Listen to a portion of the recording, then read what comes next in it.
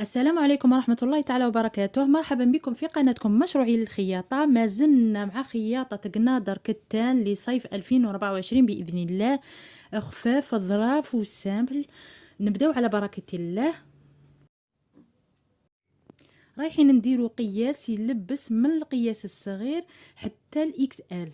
ان شاء الله راه واضح. عندنا متر ونصف من القماش. رايحين نفصلوا دغوات هذه لاغوب ولا هذه القندوره رايح نديروها دغوات، وبعد ما نشربوا القماش يعني نغسل. ونحتاجوا للتزيين عندنا هذا النوعية من القالون كما راكم تشوفوا. عندي 2 متر فقط، وعندي تول دو ترافاي كما راكم تشوفوا. هذا رايحه ندير به لي مانش،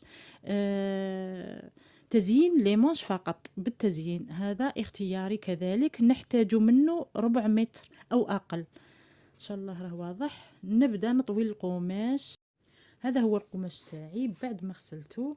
ها هي لا ليزيير رايحين نفصلوا بالطول. ها هي لا ليزيير ولا الحاشيه اللي حابين. رايحه نقص القياس تاع لي مونش اللي رايحين نديرهم من 18 حتى ل 20 سنتيمتر من هذا القياس. هذو نقصوا باه نديروا لي مونش، وهذا رايحه نفصل فيه القندوره تاعي. الطول تاع القندوره اللي بقى لي بعد ما نقصت هذا الجزء لي مونش راه عندي متر و30 سنتيمتر. هنا بعد الغسيل متر و30 سنتيمتر. وهنا كيما عودتكم بائع القماش دائما يزيد لي بعض السنتيمترات، يعني بعد الغسيل تكون عندي متر ونصف بالضبط. كيما قلت لكم طويت القماش تاعي على 4، وهنا اللي حبتها أطول تشري القماش متر و75 متر و70 متر و75 سنتيمتر. هنا طويت القماش على 4 كيما راكم تشوفوا. هذه مغلقة، هذو راهم مفتوحين، وهذه الجهة مغلقة. هنا عندنا هذا الموديل، عندنا قصة فيه في الصدر الجهة الأمامية والخلفية. رايحة نقص 20 سنتيمتر، نهبط ب20 سنتيمتر بهذا الشكل نقص هذا الجزء. عندي 20 سنتيمتر ونقص.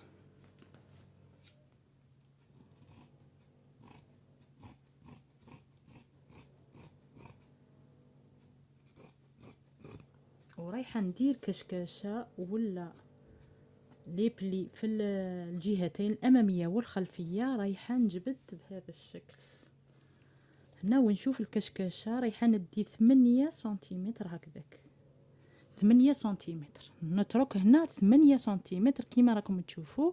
ورايحة ندير التفصيل تاع الكتفين والرقبة وحردة الإبط. نعطي لكم طريقة سهلة بتعرفوا كيف تفصلوا.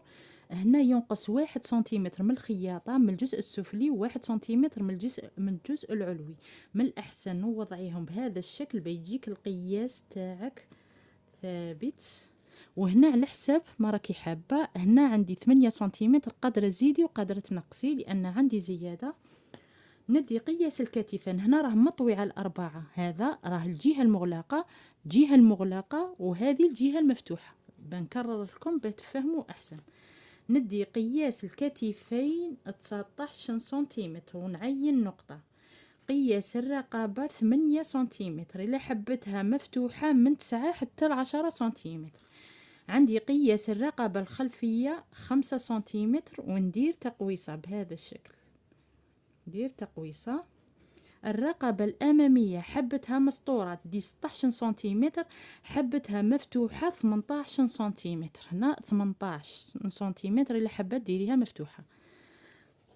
ميل الكتف نهبط حوالي 3 سنتيمتر، وندير كالمحتاج خط مائل بهذا الشكل. نروحوا لحردة الإبط ولا ارتفاع الصدر ولا خط التركيز. عندي ندي 25 سنتيمتر ونعين نقطة بهذا الشكل. نعين نقطة هنا، وندي محيط دوران الصدر ونقسمه على 4، وندي حق التوسيع 1 سنتيمتر حق الخياطة و2 سنتيمتر حق التوسيع. هنا مانيش راح ندير لي بانس، رايحة ندير كشكشة كيما قلت لكم. ولا لي بلي. هنا ما نحسبوش دوران الصدر من هذه القطعة ولا هذا السنتيمتر اللي زدناها 8، نحسبو من هذا الخط. هنا نحسبو من هذا الخط رايحة ندي 26 سنتيمتر، ونوضع نقطة وندير خط التقاطع باه نرسم حردة الإبط تاعي بهذا الشكل. من الأحسن تكون عندك مسطرة خاصة المبتدئات بتجيك سهلة. ونجي عند هذه القطعة نقسمها على 2 وندير نقطة، ومن خلال هذا المنتصف ندير تقويصة بهذا الشكل باه نرسم حردة الإبط تاعي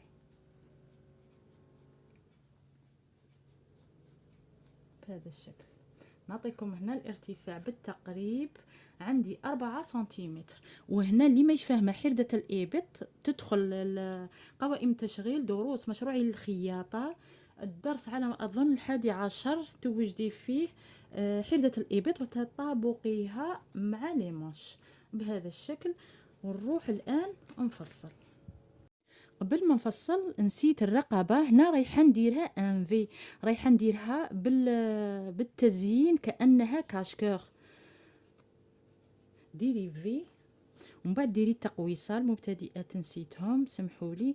بهذا الشكل ديري ان في بالمسطرة، وهنا عند المنتصف خرجي حوالي 2 سنتيمتر وديري تقويصة ان في دائرية بهذا الشكل تخرج ما شاء الله. والآن نقص.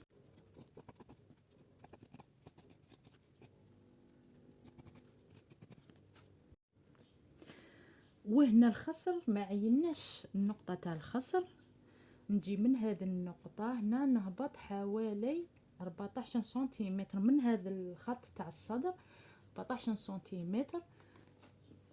ودايما نحسبو من هذه النقطة،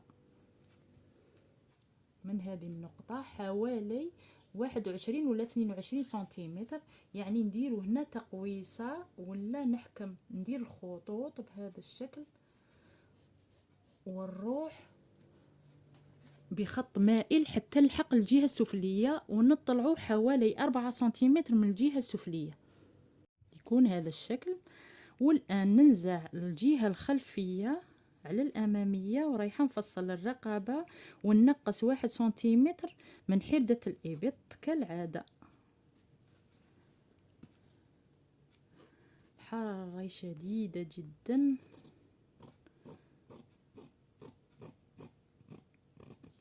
بهذا الشكل. وهنا نجي عند المنتصف ندخل بحوالي 1 سنتيمتر.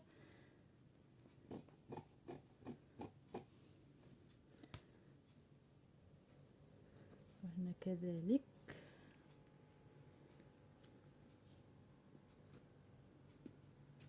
ومن الأحسن وضعيها كما كنا واضعينها بتجيك أسهل بهذا الشكل.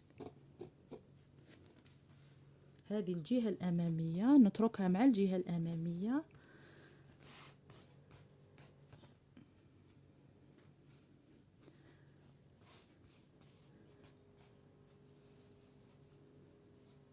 تكون بهذا الشكل إن شاء الله راهي واضحة. لي مونش رايحين نفصلوهم في هذه الورقة باه تبان لكم أحسن وتفهموها أحسن. نحكم أي ورقة عندي نحكمها على 2 بهذا الشكل. رايحة ندير لي مونش كورباي بطريقة سهلة، تزيين خاص ومميز ان شاء الله ينال اعجابكم. ندي 14 سنتيمتر. هنا راه مطويه على 2 كيما راكم تشوفوا، هذه الجهه مغلقه وهذه مفتوحه ان شاء الله راهي واضحه. 14 سنتيمتر هنا، 14 سنتيمتر. نزيد العلو ندي 16 سنتيمتر تكفيني باذن الله، 16 حتى ل 18 سنتيمتر بهذا الشكل. ونجي هنا عند المنتصف تاع هذه القطعه بتفهموا ان شاء الله تكون واضحه.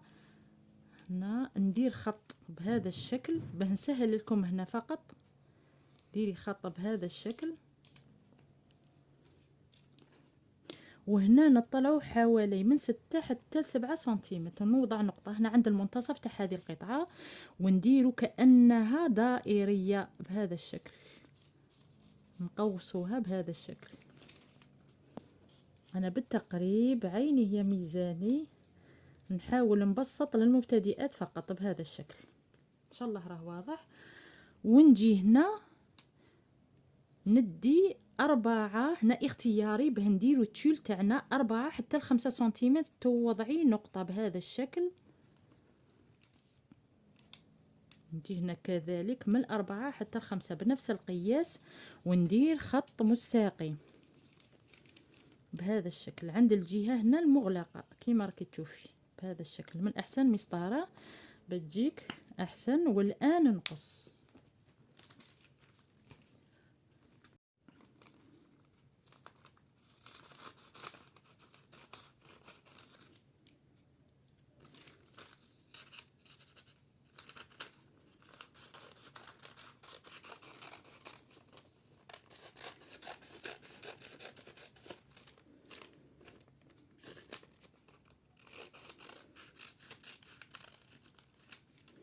هنا ما قصيتهاش مليح.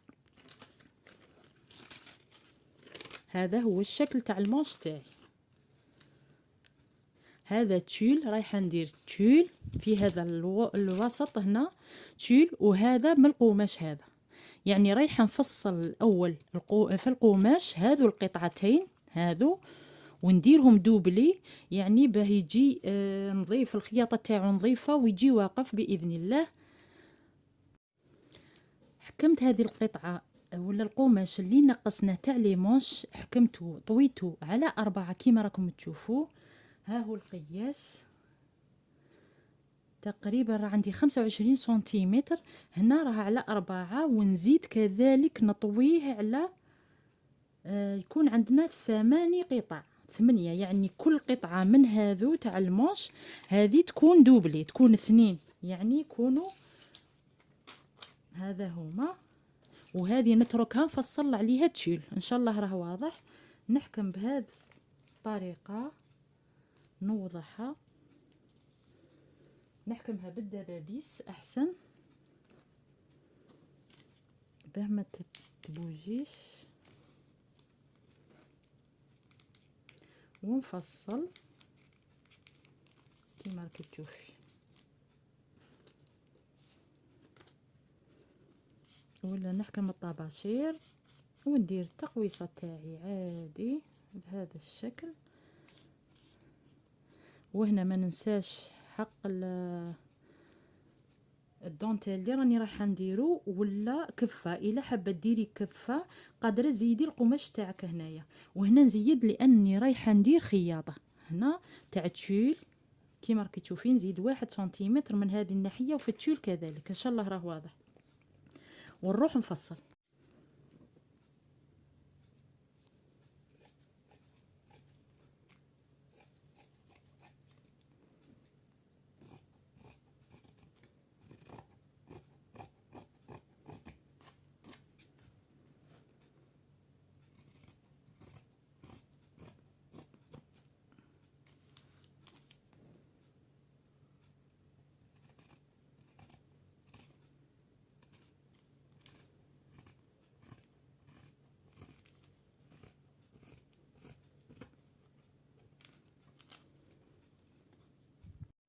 حكمت التشول كيما راكم تشوفون ان شاء الله راه واضح. طويته على 2، وتكون الجهه اللي تتكسل هنا في هذه الجهه، والجهه هنا هذه ما تتكسلش. هذه الجهه راهي مغلقه هي اللي رايحه نديرها في المانش تحت هنا عند وين يخرج الذراع تاعنا يكون بهذا الشكل.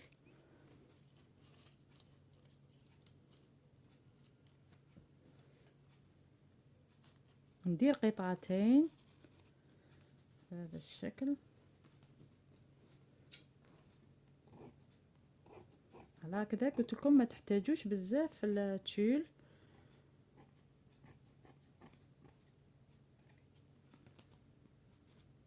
نزيد قطعة أخرى يكونوا بهذا الشكل. هنا طويت التول تاعي راه على 4، هذه الجهة مغلقة ومنها مفتوحة مفتوحة مفتوحة، راهي على 4، يعني قطعتين رايحة نديرهم في لي مانش. هنا تركت 1 سنتيمتر حق الخياطة و1 سنتيمتر حق الخياطة، ومن هذه الجهة ما نتركوش، يعني يكون بهذا الشكل القطعة تاعنا. ان شاء الله راه واضح، ونشوفوها على ماكينة الخياطة كيف رايحين نخدموا هذا المانش يخرج توب. والآن نروح نبطن الرقبة الخلفية والأمامية بنفس الكيفية. نحكم نطوي الجهة الخلفية بهذا الشكل على 2، قطعة قماش على 2 بهذا الشكل. نحكمها ونحكم طباشير وندير نفس القياس تاع الرقبة كما راكم تشوفوا، وكذلك تاع الكتفين هنا. ونشوفوا القياس اللي رانا حابين ندوه مثلا من 6 سنتيمتر حتى ل 8 سنتيمتر، ونوضع خط بهذا الشكل من عند هذا الخط تاع الرقبة، يعني تجي دائرية بهذا الشكل.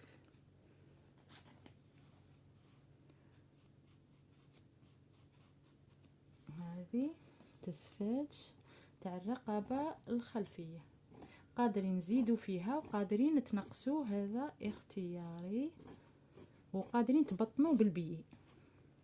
راني دايره درس على انواع التبطين بكل انواعه، بالقماش ولا بالبي بهذا الشكل. ونزيد الرقبه الاماميه بنفس الكيفيه ونروح نخيطها باذن الله. نحكموا الوجه على الوجه بهذا الشكل، وندير خياطه عند الرقبه.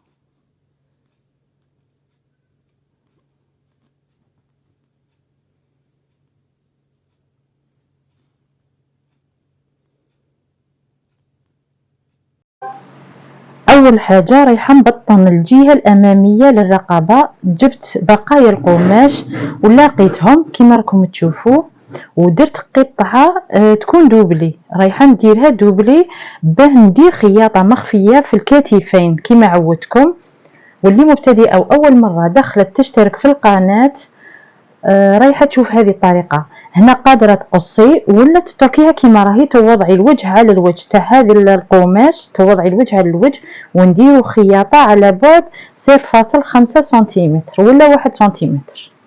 نقصوا بهذا الشكل هذه القطعه، من بعد نحكموا المقص ونقصوا هنا ولا نديروا لي كرونت كما تعودنا حتى النهايه تاع الخياطه، حتى نحكموا هنا ما نحكموش الخياطه، ولكن حتى عند الخياطه كما راكم تشوفوا كل 3 سنتيمتر نقصوا حتى الخياطه، خاصه هنا لانها في حتى النهايه، هنا في الزاويه تاع الفي هنا. ان شاء الله راهي واضحه. نقلبوا الان ونروحوا نديروا التزيين. هنا من الاحسن تكوي القندوره تاعك ولا هذه الرقبه تكويها، واللي مبتدئات كاين اللي يستعملوا الفيزلين الرقيقه هذيك قادره تستعمليها ولا لاطوال كولونت، وانا كيما تعودتوا ما نستعملهاش خاصه للقنادر الصيفيه. رايحه ندير التزيين نوريه لكم. قصيت هذه القطعه، هذا الجزء رايحه نديرو في هذا الفي كيما راكم تشوفوا، هذا الوجه اللامع نديرو بهذا الشكل، نخيطو خياطتين، خياطه هنا وخياطه في النهايه تاعو بهذا الشكل، ونزيد نجيب القالون الثاني نديرو كانه كاشكور بهذا الشكل، نديرلو خياطه.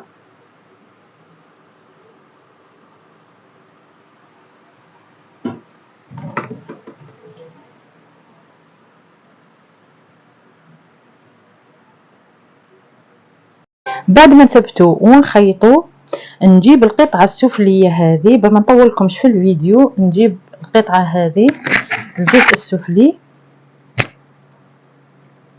ونحكم النهايه هنا بهذا الشكل، نربطها هنا والمنتصف مع المنتصف، وندير النهايه مع النهايه، حكميها بالمساسك ولا بالدبابيس. وهذه القطع رايحه ندير بهم كشكاشه لي بلي ولا كشكاشه بالابره والخيط ولا بماكينه الخياطه، راني دايره فيديو خاص بها اللي حابه تشوفها. وندير كشكاشه في هذا الجزء وبنفس التفاصيل ولا نفس الخطوات اللي درتهم في الجهه الاماميه نديرهم في الجهه الخلفيه، يعني نسجف ولا نبطن الرقبه الخلفيه ونلصق الجزء الخلفي الجزء السفلي مع العلوي. والان نروحو نخيطو لي مانش كيما تشوفوا فيهم. نجيبوا القطعتين هادو تاع القماش، عندنا 4 قطع مع تشول يكون في الوسط كيما راكم تشوفوا. فتحتهم باه تشوفوهم، يعني رايح يجي دوبلي.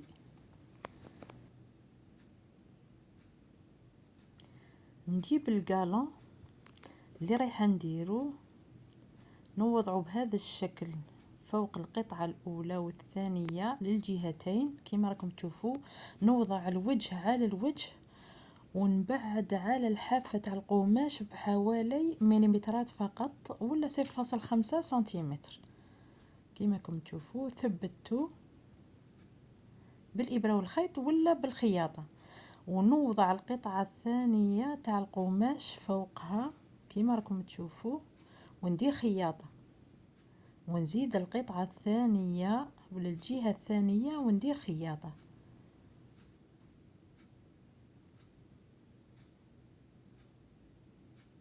ركزوا هنا مليح. بعد ما خيطتهم نفتحهم كيما راكم نفتح القطعة تاعي هذه، وهنا لازم ما نكونش مثبته القالون تاعي لان رايحه نقلبوا للتشيل هنايا من بعد الخياطه.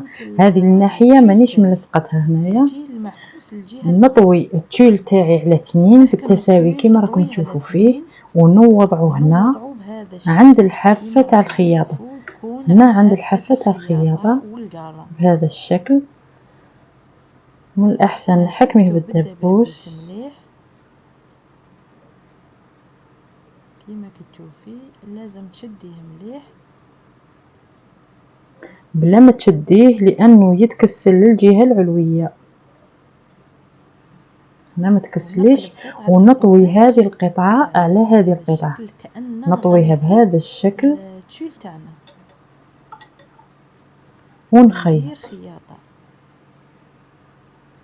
وندير خياطه 4 طبقات كما راكم تشوفوا. مخيطه هنا خياطه فوق الخياطه. هنا قلبت باه نشوف يكونوا عندي 4 طبقات تاع القالون، وبالقالون 5 طبقات، طبقتين تاع التول، طبقتين تاع القماش، وطبقه تاع القالون. وهنا كما شفتوني قلبت هذا القطعه قلبتها باه ندير الخياطه فوق الخياطه تاع القالون بتجيني نفسها كما راكم تشوفوا. والان نقص الزوائد خاصه هنا عند الزاويه هذه باه ما تجينيش خاشنه، ونقلب نوريها لكم باه نروح للقطعه الثانيه نخيطوها. قص اي زوائد هنا، قص كل الزوائد.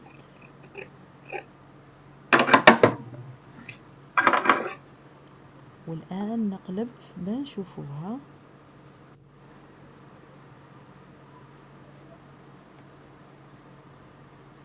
يكون هذا هو ننزع الشكل. الدبابيس بيان فيني، تجي ما شاء الله خياطه نظيفه وقادرين نستعملوه. يكون عندي بهذا الشكل في لي كذلك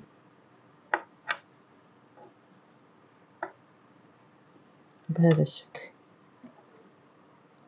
يكون بيان فيني. وهنا درت لكم فيديو خاص بهذا الماش، تلقاوه في قوائم التشغيل انواع الاكمام باذن الله، ولا دروس مشروعي للخياطه كذلك تصيبوه في قوائم التشغيل.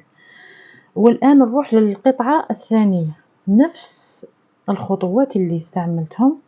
نجيب القطعه هذه تاع التول كما راكم تشوفوا من الجهه الخلفيه، نوضعها بنفس الكيفيه، ولازم يكون التول تاعي مسوي مليح.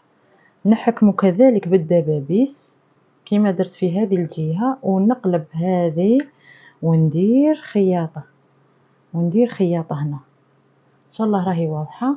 ونشوفوه الان، شوفوا النهايه بهذا الشكل.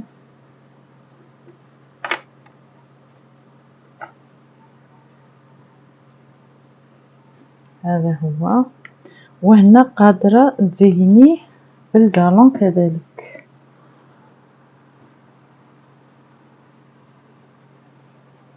زينيه بالقالون. عندي متبقي هنا 2 متر في هذا الموديل، وديريه بهذا الشكل. ديري خياطة وتثبتي كذلك هذا القالون بالخياطة من على التيل كيما راكي تشوفي، ورايحه ندير كشكشه هنا. يكون عندي هذا الشكل تاعهم. والآن نطويه على 2 ونشوف الزوائد اللي عندي نقصهم، نقص الزوائد وندير لي بلي. هنا قادرين نديرو كشكشه فيهم. درت هنا 6 لي بلي، درت 3 للجهه هذه و3 للجهه هذه، 1 سنتيمتر في كل واحده. ان شاء الله راه واضح، يخرج ماش ما شاء الله. والان نروح نركبو في القندوره تاعي بعد ما نخيط الكتفين. نوضح على المنتصف عند خياطه الكتف هنا، نحكمها بالدبابيس ونجيب القطعه الباقيه نخيطها بهذا الشكل.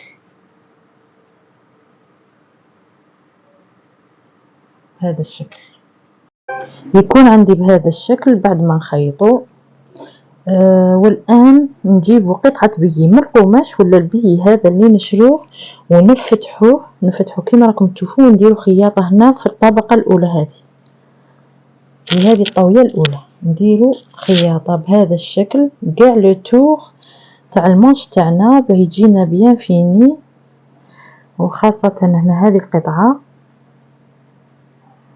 بعد ما خيطت البي نقص الزوائد اللي عندي تاع المانش ولا القندوره تاعي ونقلب بهذا الشكل.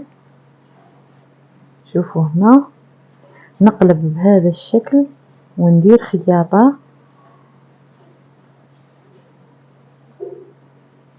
شوفوا الطبقه الاولى نطويه على 2 البي تاعي ونزيد طويه اخرى وندير بهذا الشكل.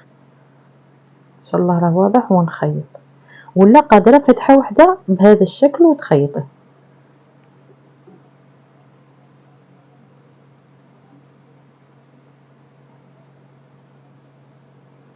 بعد ما خيط لي مانش الان نروح نخيط الجوانب وندير كفه من الجهه السفليه ونشوفوها واجده باذن الله. ان شاء الله تنال اعجابكم. هذه هي القندوره تاعنا، خرجت ما شاء الله خفيفه ظريفه.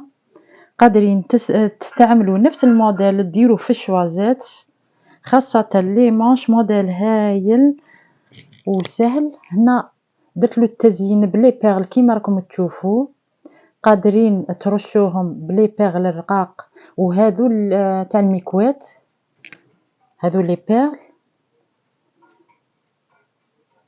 اللبسه تاعهم ولا اروع هايله. ودرت لي بيرل كذلك، هنا ما همش واضحين في الصوره ولكن خرجوا ما شاء الله.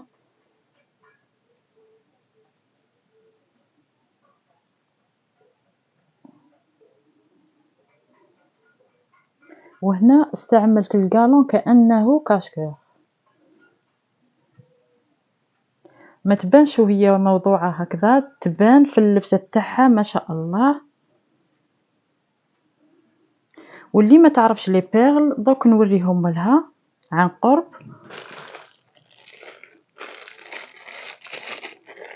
هادو هما نستعملوهم بالمكوات، فيهم هذه لاكول اللي راكم شايفينها تذوب بالحرارة تاع المكوات. كاين عدة انواع، كاين هذا النوع، انواع اخرى سداسية رباعية، الالوان توجدوها كلها كما راكم تشوفوا، تساعدكم في التزيين تاع القناضر صيفية ولا شتوية. ما تنسونيش باللايك الاشتراك تفعيل الجرس باش يوصلكم كل جديد، لاني ما زلت نزيد باذن الله. وفي النهاية مع السلامة.